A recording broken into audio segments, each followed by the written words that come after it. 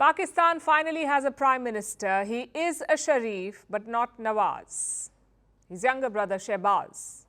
Shehbaz Sharif has got the post, that too without much drama. Pakistan's parliament convened on Sunday to elect the next Prime Minister.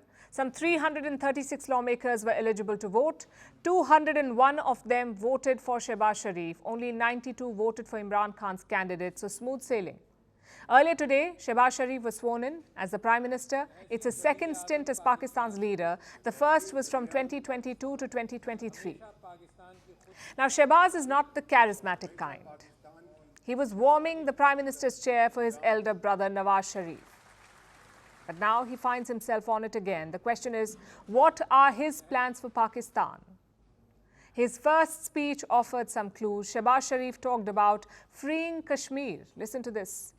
आए हम आज एक सब यकजान दो कालिब हो जाएं। कश्मीर में जो बदतरीन जुल्म ढाए जा रहे हैं उनके ऊपर पाकिस्तान न सिर्फ अपना असूली मौक़िफ़ लेके आए बल्कि ये ऐवान आज एक करारदाद पास करे शदीद मज़म्मत की और कश्मीरियों और फ़लस्तीनियों की।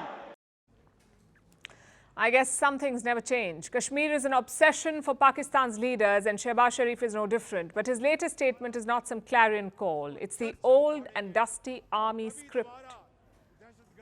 So what should India expect from him? At this point, nothing much.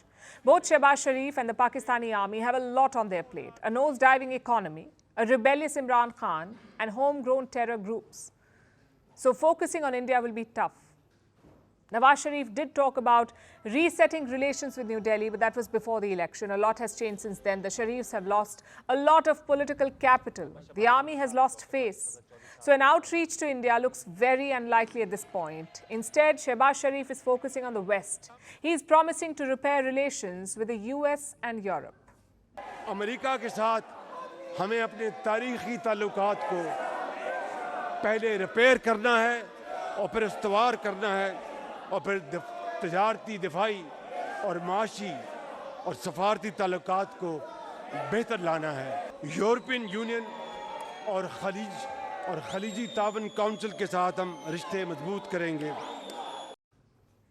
It's clear why. Pakistan needs more help from the Western institutions, like the IMF or the International Monetary Fund. So he's cozying up to the US. Last year, he secured an IMF loan worth $3 billion, but chances are he will need another one. There is talk of a $6 billion IMF bailout. The US and its allies may help Shehbaz Sharif get that money, but even with it, things won't be easy. You see, Pakistan's inflation is almost 24%. They have a lot of bills to pay in the next financial year. How much? Around $25 billion.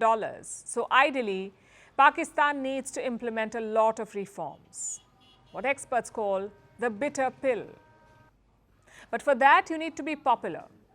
You have to have a large mandate. Shehbaz and company do not have that. They're being propped up by a reluctant ally, the Pakistan People's Party of the Bhutto Zardaris.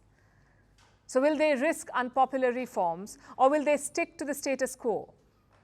That's the biggest thing to watch out for. As for India, there's nothing much to do. We are heading into another election soon. Plus, Pakistan is not really priority like before.